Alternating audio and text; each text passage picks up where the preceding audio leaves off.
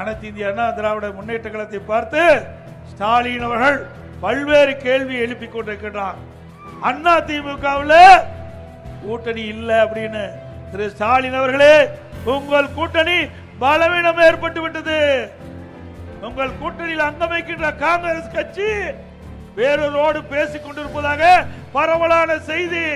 இன்றைக்கு தமிழ்நாடு காங்கிரஸ் கட்சியினுடைய மேலிட பொறுப்பாளர் கிரிஸ் சோடங்கர் அவர் சொல்றாரு, திராவிட முன்னேற்ற கழகம் ஆட்சிக்கு வந்தா பங்கு கேட்போம், ஆட்சியில பங்கு கேட்போங்கிறாரு.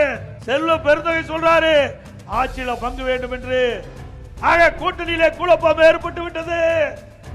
திரு திருமாவளவன் குறிப்பிடார், கால சூழ்நிலைக்கு ஏற்றவாறு நாங்கள் ஆட்சியிலே பங்கு கேட்போம் என்று அவரும் கோரிக்கை வைத்து விட்டார். ஆக கூட்டணியிலே குழப்பம் நிலவுகிறது. கம்யூனிஸ்ட் கட்சி சேர்ந்த மரியாதைக்குரிய சண்முகம் அவர்கள் குறிப்பிடுகின்றார், திராவிட முன்னேற்ற கழகம் எப்பொழுது பார்த்தாலும் 95% கொடுக்கப்பட்ட வாக்குறுதியை நிறைவேற்ற விட்டோம் என்று சொல்லுகிறார்கள்.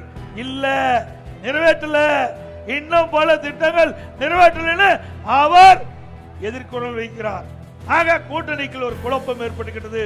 திரு ஸ்டாலின் அவர்களே, 2026 சட்டமன்ற பொதுத் தேர்தலில் அனைத்து இந்திய அண்ணா திராவிட முன்னேற்ற கழக தலைமையில் சிறப்பான கூட்டணி அமையும். வெற்றி கூட்டணி 210 இடங்களிலே அண்ணா திமுக தலைமையில் அமைக்கப்பட்ட கூட்டணி வெற்றி பெற்று தனி பெரும்பான்மையோடு அண்ணா திமுக ஆட்சி அமைக்கும்.